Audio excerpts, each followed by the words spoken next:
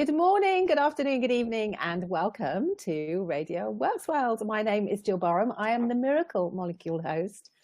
And today I'm having a light-hearted conversation with the lovely, gorgeous Lionel Palatine. Hello. Hello, Dr. Barnum. Congratulations. Dr. Barham, yes, I know everybody puts an N in it. Dr. Barham, yes. Yes, I'm very honoured to have received an honorary doctorate from the Academy of Universal Global Peace a couple of weekends ago for all of my work, which is lovely to be recognised, isn't it? Well done indeed. Yeah, thank you. So Lionel, it's very nice, very happy Sunday together a couple of weeks ago, didn't we, at a wedding? At the wedding, yes, yeah, beautiful day. Yeah, it was a beautiful day, wasn't it? So Lionel, before we get going, just in case the world doesn't know who you are, or some people in the world don't know who you are, I'd like you to tell us. Too much, you know. I'd like you to share with us what you're passionate about, what your purpose is in the world. What is it that you do currently? What do we currently do? Well, we currently help people.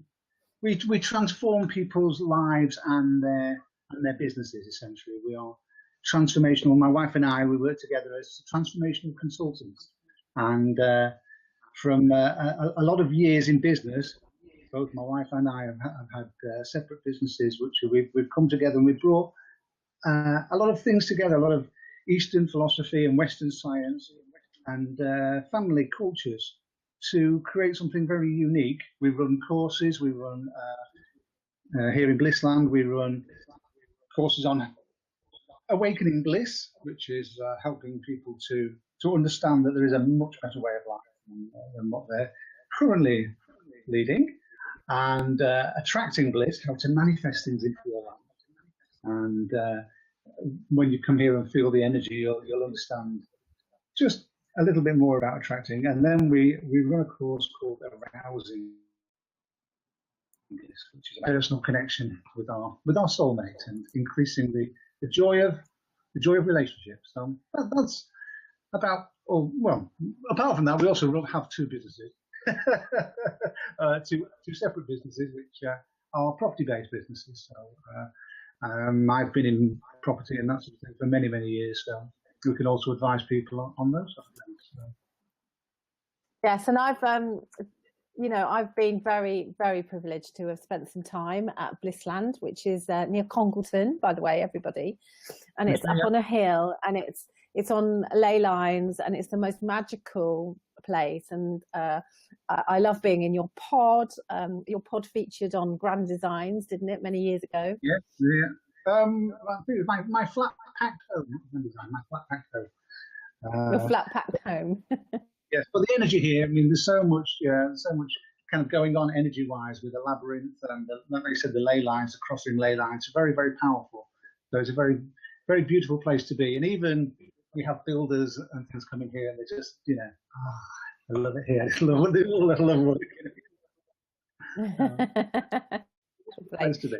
But you have the opportunity to go, and I have the opportunity to connect with you, so that if they're interested in any of those courses that you do, then they can go onto your website and book on with you, because it's a really plush place. And what I love about what you do too, Lionel, is that my world.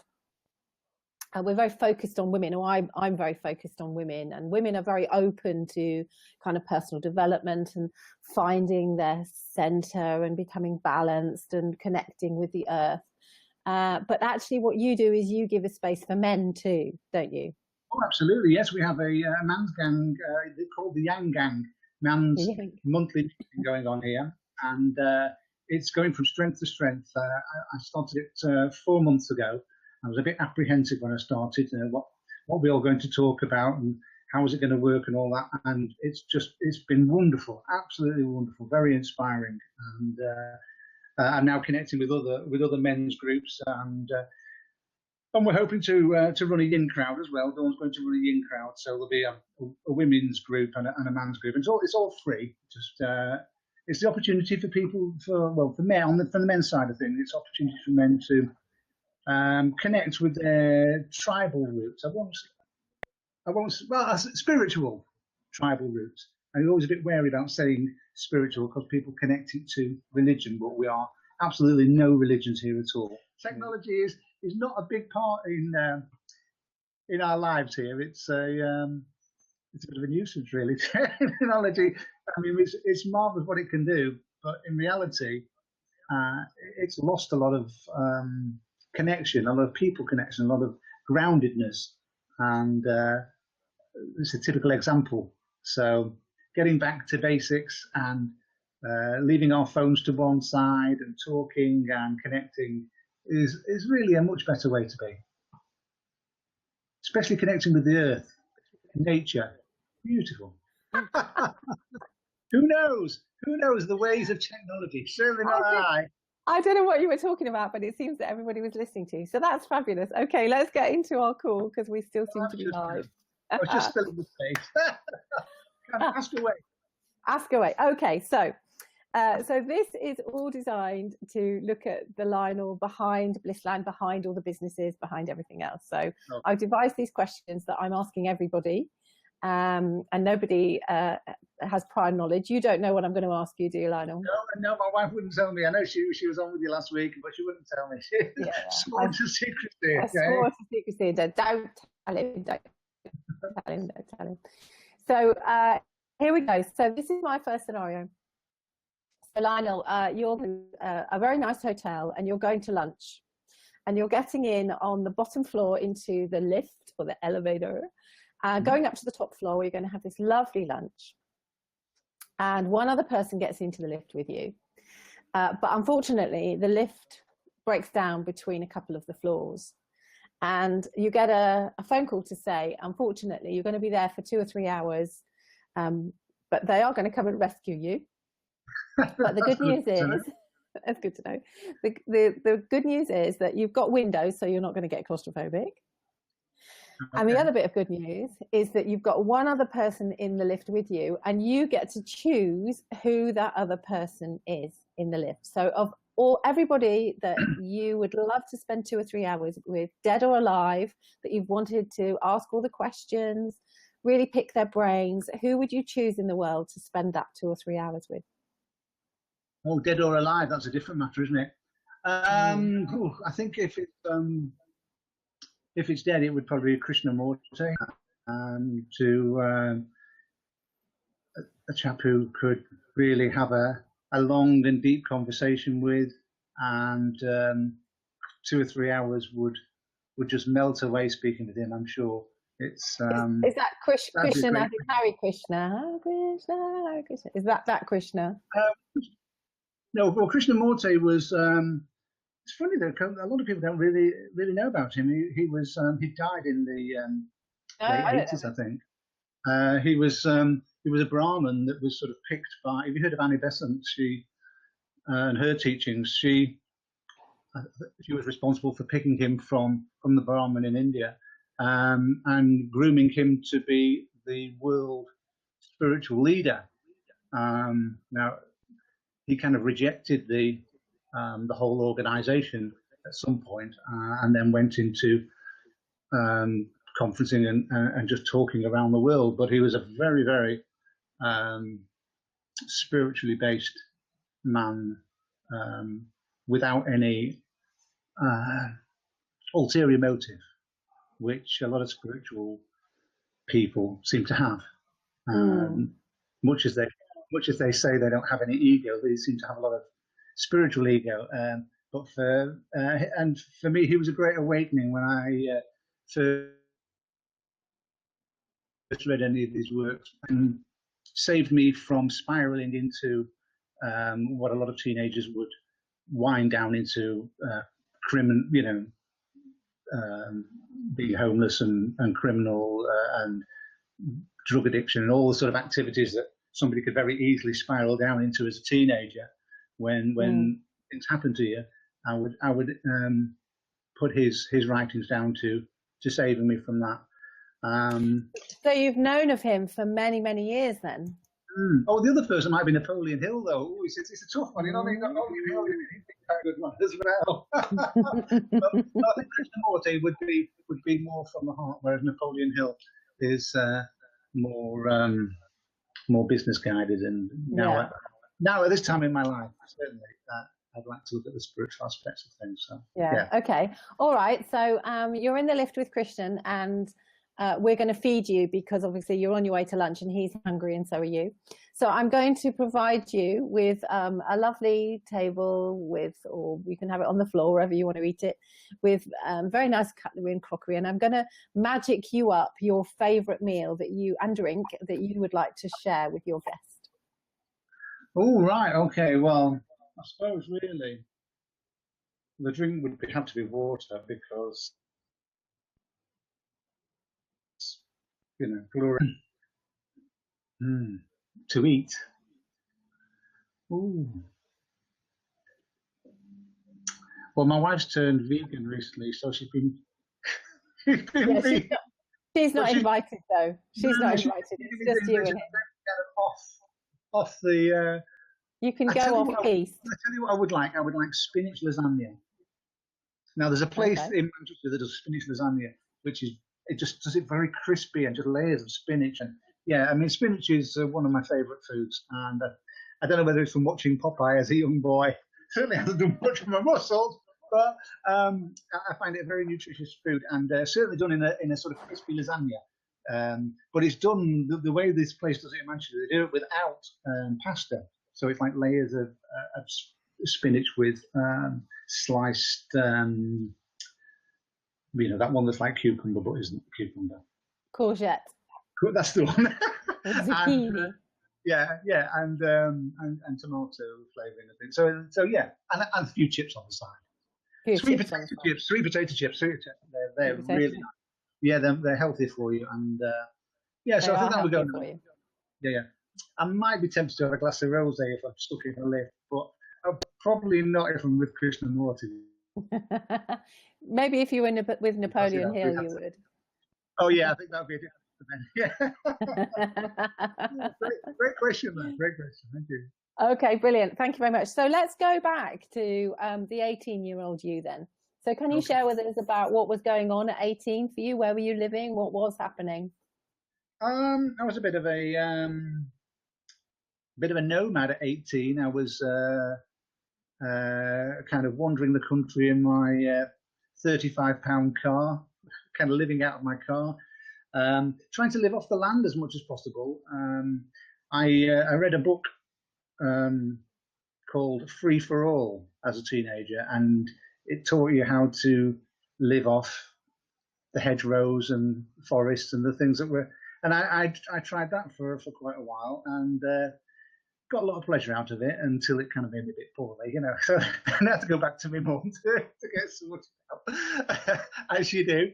But very much actually, the hippie lifestyle, which I've kind of come back to now, the long hair, Afghan coat, just very free. And I'd kind of work. I'd started my own business, so I'd kind of work and then take off. And then, when I ran out of resources, I'd come back and work some more.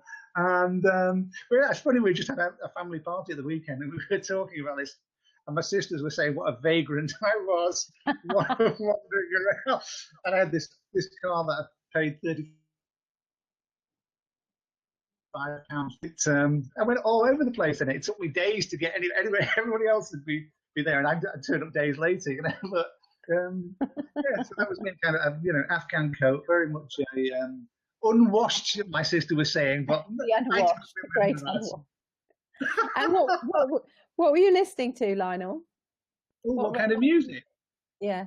I've always been kind of fairly easygoing on music, but in those days it would have been a lot of rock. There'd been a lot of Led Zeppelin and the Who particularly. I liked. Oh yeah. In fact, again, this last weekend I was listening to some Who in a man's meeting, another man's meeting, which was "Who Are You," which is a very. Who are you? That's the one. I would have sang it myself if I had the little sit there and play it. So yeah, and heavy rock music would have been. Yeah. Okay. All right. So that's 18. So let's move now to 35. So what was Lionel doing at 35? Oh, where were you living, by the way? Were you in Manchester at 18? Yes. Yeah. Well, I was based in Manchester, so it always seems that you end up going back to where you come from. That's your roots, So Yeah. But 35, where were you by the time you were 35? Well, I was still in Manchester. I had actually left Manchester and come back by then. But I was, I built my own house as a wedding present for my wife. I'd had my businesses running smoothly. I was driving one of the world's top 20 supercars, two lovely children, and very blessed with all the trappings of material success, which to a lot of people would seem like a wonderful life, but in actual fact adds up to a whole load of nothing, and we have to reach a certain maturity before we learn that these sort of things aren't all there correct through society, are they? It's so was that not a very happy time for you, really? Oh yes, I mean yeah. When my kids were young, I mean, it was wonderful. I loved having children, and it's just that you've got a lot of pressure on, don't you, to do more and more all the while and create more. And it certainly wasn't unhappy. I wasn't unhappy in any sort of guise. It was a wonderful time, but and a very blessed time, in fact. To be able to have two wonderful kids and experience running your own business and a very powerful time, very very developmental but it's not like a simple life. There's a lot more to be had from having less. And would you say that your life's more simple now? I'd like to say that. I really would like to say that. Your words, not mine. In terms of what I'm doing and what I'm trying to create and how I'm going forward, and connecting with the land a lot more, which is beautiful. But the trouble is with our 30s and 40s, till we get to a certain maturity, we kind of want more in materialism, and the more we want, in reality, the less we have. So it's quite simple that if you want less, you have more, because you have everything that you want, very simply. And I certainly don't want for anything now. So that's a beautiful place to be. I think you and I are about the same sort of age, I think, Lionel. And I'm sure you're younger than me. one of the things that, actually, I think you're younger than me. One of the things that that being more confident, more comfortable, actually appreciating what you have. And I know that you can't kind of compare it, because obviously when I had young children, we really struggled because my husband was working. We had one wage, we had 3 children, but the kind of, oh my God, I've got to buy shoes to go to school moment, and how are we going to afford all of that? So it's very, very stressful trying to combine all of that. But actually it goes more than that, because I think, living in that moment and being able to enjoy the good parts of that is the skill of really having a happy and healthy life. And if you're in BLISSLAND, I know that that's what you do for people of all ages, is to help them to appreciate the now. Absolutely. Rather than worry about the things that they have, the things that I've learned to do, even over the last, year or 2 years, is, as an entrepreneur, as a businesswoman or man, you're always busy and you're always striving for things, but sometimes you forget to enjoy the ride, don't you? Mm-hmm. Well, appreciation and gratitude are the two foundation blocks, the two pillars of life, really. If we can appreciate the things we have a unique strength there. And I've said this to you before, that in the last couple of years, you have actually gotten more attractive. You've become beautiful in your own essence, and as you said, then you've begun to understand the joy of appreciation and gratitude, and through that, you have actually become a more wonderful, loving person, and it's beautiful to see you. Oh, thank you. And whereas I've just got older.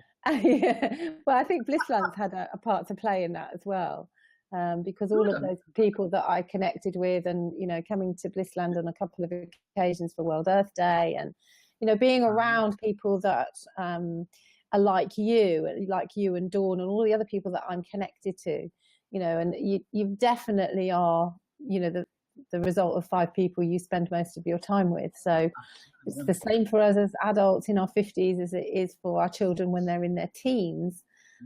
Is the more people you're around that you aspire to and that are like you or you want to be like, then the easier life is, really, I would say. Would you agree? Yeah, absolutely. It's finding more of ourselves, being. In fact, when you work with us, that's what I was saying. Yeah. It's all about being more of ourselves. We don't want to be like anybody else. We really want to be unique.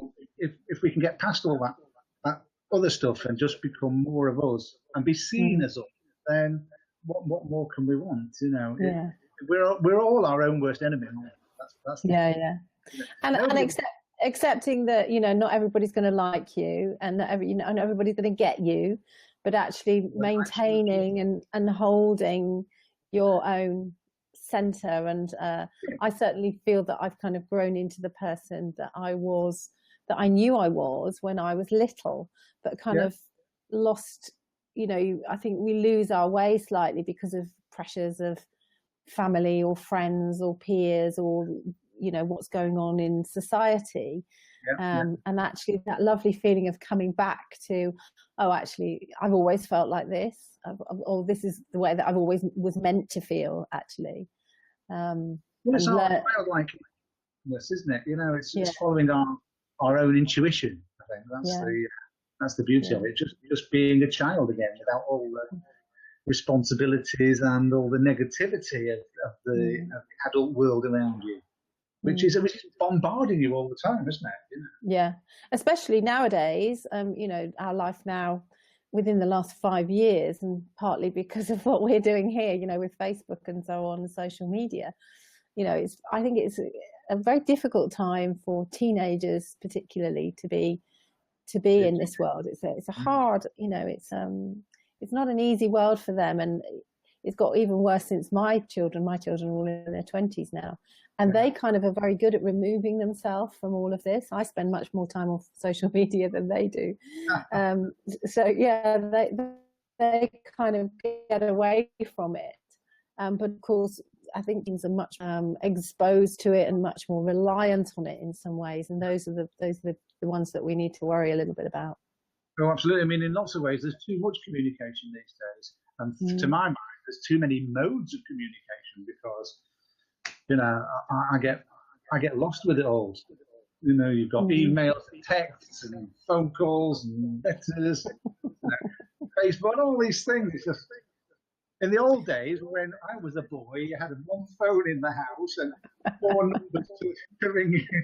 And life was a lot more simple, but it was simpler. Although what I do love about it is I do love the way that social media connects us around the world, and particularly as we have this family that has now moved away from each other, is being able to connect on FaceTime. My daughter's just been in Krakow for a year. It was wonderful to be able to see her face and hear her voice. So it has its merits. I mean, there are some people who believe that technology will cure all the ills of the world, and I'm not so much a believer. This Aquarian age that we're in now is going to be I see it as a complete roller coaster for the next 30 years. Hopefully I'll be around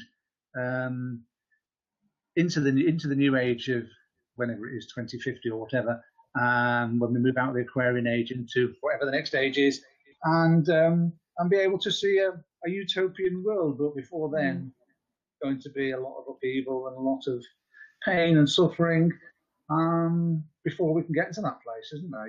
Which is the world has to learn a lot, I suppose.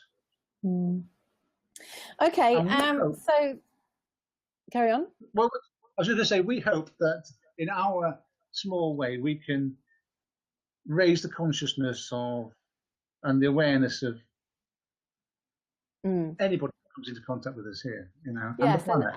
And I think that's the thing, is that there are lots of pockets of people, and I'm very fortunate to be connected to these pockets of people like yourselves that are doing that conscious awareness of attracting, want to move away from, you know, all the noise that's going on around at the moment. And the more that we can create that movement, even by things like this, and helping people to realize that you don't have to be stuck in the situation that you're in, that there are lots of people there that have done the work on themselves in order to help you to you know, fulfill whatever it is that you want to in the world. And that's the key to it, actually, isn't it? Is doing the work on yourself first. What was it, Plato? Or was it Socrates, isn't it? Above all else, know thyself. Yeah, absolutely. Okay, so thank you for sharing that. So I've got some quick fire questions for you now. So these are just kind of one word answers. So are you a TV? Sorry, I missed that. TV or a what? Are you a TV or radio boy?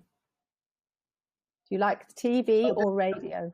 No, we haven't turned the TV on at all. We don't even know how to turn it on. We don't think it works. So certainly the radio. Yes. Radio, okay. We don't hear a lot of that. Fiction. Go on. No. Oh, sorry, your sound's breaking up. Go on, say it again. So fiction or non-fiction? Non-fiction, but I think really I should try and get back into a bit of fiction just to take my mind out. You know, I think once in a while, fiction is good. So maybe once a month a fiction would be good. Yeah. Okay. And are you the oldest, middle, or youngest child? Oh, I'm the youngest. Yes, the youngest of 4. Yes, so totally pampered and looked after, according to my sisters. But what it actually means is, you know, hard. Oh, it's. Okay, and at school, were you the goody two-shoes? Were you the class clown? Were you a bit of a handful, or were you slightly under the radar? I was probably a clown until I realised I had to get under the radar so I could wag it more. Because school and I didn't connect. To the age of 12, it was probably the end of school days, and I wouldn't recommend that to anybody. But as I say, that's the sort of age which is so important, that it's those early teenage years when we really have to be so careful with the formative years, the early sort of childhood years and the formative years, where we have to be so careful to work with people, young people, to develop really positive lives, which is something I'd like to do in the future. Is it? Yes, certainly. Yeah. Working with young boys to make them have a greater respect for women. I think that's the difficulty of once they get into the team sports and that kind of mentality. They forget they have mothers and sisters and those sort of things. They lose the respect for women that women should have. And you know, women are going to be the saviors of the planet. And I have to say, not all boys are like that, are they? No, not all of us. No, but you know, that's if I could change the world in any way with a magic wand, that's what I would do. What's your best habit, Lionel? My best habit was that. My best habit. Well, all my habits are good habits. I've kind of given up all bad habits. Brushing my teeth a lot. I do like brushing my teeth. So that's probably a good habit, isn't it? Okay. All right. So what's in that case? Can you pick a worst habit? You said you haven't got any bad habits. What would Dawn say your worst habit is? Oh, being too fussy about how I put things in the dishwasher and being too, cleaning up, because she is dreadful. Oh, she makes such a mess in the kitchen. It's everywhere. And then I have to come along and clean it all up, you see. And she doesn't seem to like it. She doesn't seem to appreciate it being clean. But she has her role, and I have mine. So I do the cleaning, and she does all the. She makes the mess, and I clean it up. You're just trying to be helpful. Okay, and what do you do to relax? I know you're super busy, but share with us what you do to relax. Well, just spending time with Dawn in nature is beautiful. Walking is wonderful. Reading, I really would like to read more, spend more time reading, but it's just, like you say, it's so busy. You sort of put things to one side, which really should be paying big attention to. Just simple things. Seeing the plants grow, and And do you have any nicknames, or have you had any nicknames? Yes, I've had lots of nicknames over the years. I don't know why. Are they clean enough to share with us? Well, my sisters and my brother used to call me. Well, my sister particularly used to call me Pineapple Juice. I don't know where that came from. I mean, because my name's Lionel and I'm a Leo and I've got the hair, lots of people call me the Lion Man and the Lion and Mr. Lion and all these sort of things. I've had lots of nicknames and they're all been fairly clean, I think. Oh, well, that's good. Okay. There's one lad at school used to call me. Oh gosh, what did he? He had this really elaborate long name for me. So, it's gone out of my mind now, but it was just like, it couldn't be this long name. It's hardly a nickname, is it? If it's a longer name than the one that you've got. Bizarre. Okay, and now you know that I'm a singer. You know that. I do know. I think you. Yeah, actually, I think you'd gone home by the time I. Were you singing at the wedding? Yeah, I did. Oh, you were on the microphone. I missed that. Oh gosh, what a shame. Yeah, you've gone home. Anyway, so if I'm out and about and I'm on stage and I get you up on stage with me, what is your karaoke song going to be? Ooh, that would be an interesting one. Gosh, karaoke song. I think it'd probably be better off being one of those big band tunes. Not that I would be any better at singing it than anything else. But I just sort of think I'd probably come over, like what's it, Dean Martin, something like that, or maybe a Frank Sinatra. Frank Sinatra. But, I mean, if I was going to sing, from the heart, I would probably sing a Beatles song or Imagine or, Woman, particularly as a nice. I like singing that one. I sing that quite a lot. So. Yeah, Woman actually would be a nice song to sing at karaoke. I've never heard anybody sing that, so I'd go with that. Yeah, because I could sing to the women in the audience. You could. Yeah, I'd have to sing it to Donny, obviously. Yeah, obviously. Okay, so this is my next scenario. Just to tell you that you've met my lovely husband, haven't you, Peter? I have indeed. What a very nice man he is indeed. I really enjoyed the time we spent together, actually. Yeah, it was really nice. So he and I have been together for 35 years. And a couple of years ago, Sorry? I said, what's the secret? To America and did a month in America. Mm-hmm. And we had a travel consultant who organised all the flights for us and all the hotels. So we didn't have any. We had the most brilliant time. We didn't have away. So I think I probably know the answer to this, but who would you spend a month with without a crossword? Oh, it'd be Donny. We've never had a crossword since we met. It's been a wonderful, symbiotic relationship that has been, two soulmates. I mean, people meet us when we're in crowds, and they just come out of the crowd and say, "Oh, I just want to be near you. I just want to speak to you. You've got such beautiful energy." We met somebody. We were going for a rune reading down in Glastonbury, and before we even got in there, the lady was saying, "You two are sky dancing eagles. I can see it." And so people just read our energy, and together we're just great. And actually, just a month of Dawn and I just in bed. It doesn't matter where we are. We can just stay in one room. would be wonderful. In fact, we're going off to India in September for just over a month, so that would be a nice time to just chill out. It won't be so chilly in India. It'll be hot, I think. No, it'll be hot in India. I have to tell you that she said you, so that's a big relief, isn't it? Oh, yes, that could have been an awkward one. Could have been awkward. Oh. Okay, now these conversations are being transcribed into a book that's going all around the world. So it's with Radio Works World. My book is called Your Heart Matters: Light-Hearted Conversations with People of Significance, and you're certainly. Oh, well, that's very nice of you to think of it that way. So we're transcribing it, and at the same time, we're doing the Around the World in 80 Days tour. So it's from October to December. Trail, including places like New York and San Francisco and Tokyo. But at the same time, I'm creating a playlist, and I'm inviting each one of my guests to drop one song onto my playlist, and that song is the song that makes you feel light-hearted. Light-hearted? Ooh. I could probably give you one that would make me feel very heavy-hearted. No, I don't want that one. No. Light-hearted. In some ways, it could be the same because it's kind of an emotional releasing, but I don't think light-hearted.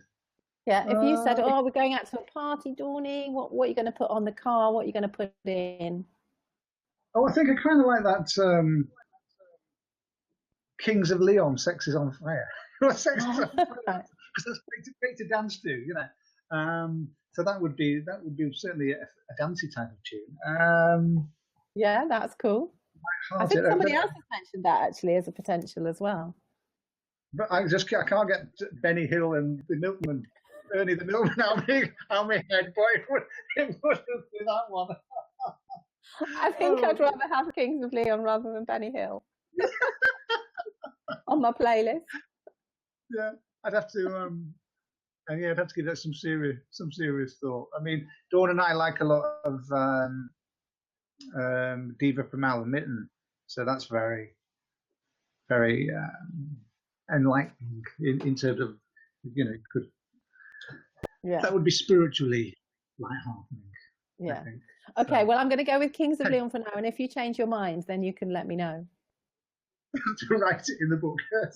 Yeah. Okay. Yeah. You can let me know in between me creating my playlist. Okay. All right. So you know nowadays, because you've read my book, The Heart of a Woman. I know you've read my book. I have indeed, and very good book. I recommend it to anyone. Thank you. So my real passion now is to show people the way to a life of better health through preventative and reversing illness and disease by building health rather than treating symptoms, basically, and particularly the particular focus on the gut health, but also on with your heart, your heart being the major organ in your body, but also in terms of your spiritual growth as well. So I'd like you to share with us, if you would, what you do to look after the heart that you have here, so your physical heart in terms of looking after your health, but also your spiritual heart, the heart that you have to give to the world. Mm-hmm.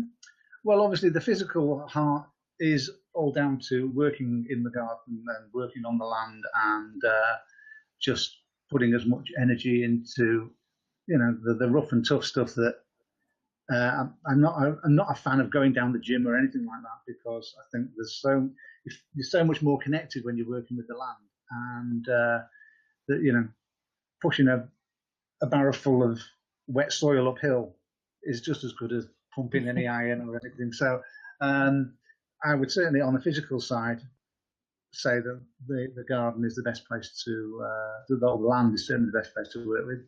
Mm-hmm. On a spiritual side, it's connecting with yourself, really, and finding that inner peace, that space within your thoughts. I usually say to people, try and find the space between the thoughts and then extend that, and that space is really where you'll find your spiritual connection. And how do you do that, Lionel? Do you do that through meditation, or how do you connect? I have a practice which I've been doing since my teenage years, which is called Mei Li, which means life flow, and it's a practice of connecting with each chakra independently, and then balancing all the chakras. And so it is a meditative type of practice.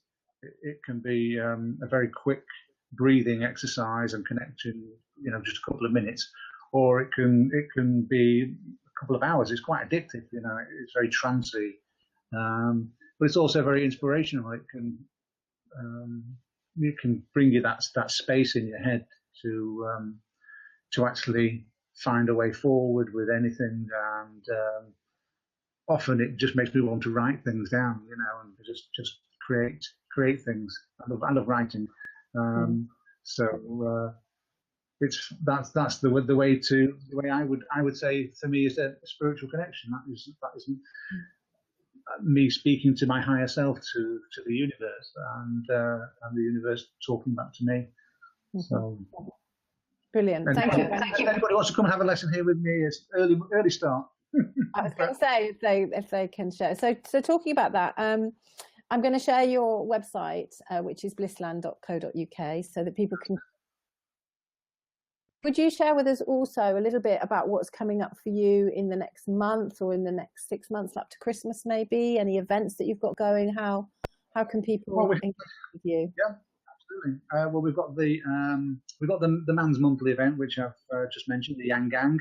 We have lots of events, because we have an event centre here, or a barn. Sorry, not an event. It's not an event centre.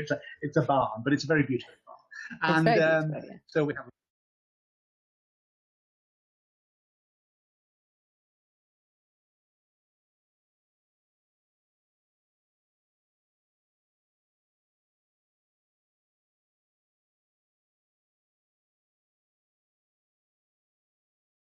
Have you gone? Well, it's you've gone for a minute then. I did go, yes, sorry. So we have one of our Awakening Bliss days, and then we have another one in August, and then we're off to Dawn and I are off to India for 37 days, I think it is, from the middle of September to October, and then we'll come back and we're going to reorganise lots of things. Because we're looking at doing a sort of a world tour, and running our events in lots of resorts around the world. In Fiji, Fiji, and sort of nice exotic places, so people can come and join us as part of their holiday, and then it can be a tax allowable expense, can't it? Because they're coming on a self-development course. So, hey, so that's the kind of way we're looking at things, and we're still developing our own things. We just brought out the Love Wisdom cards.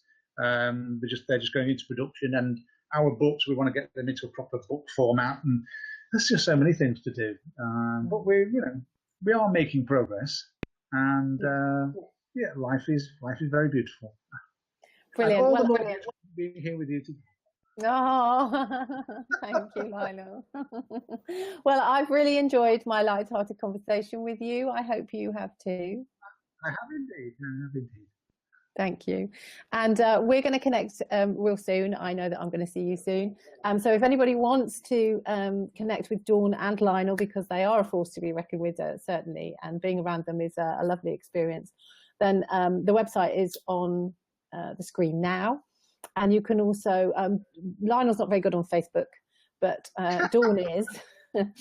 So if you look at Dawn Cox MBE, then you can connect with Dawn on Facebook. They do come as part of a package, I have to say.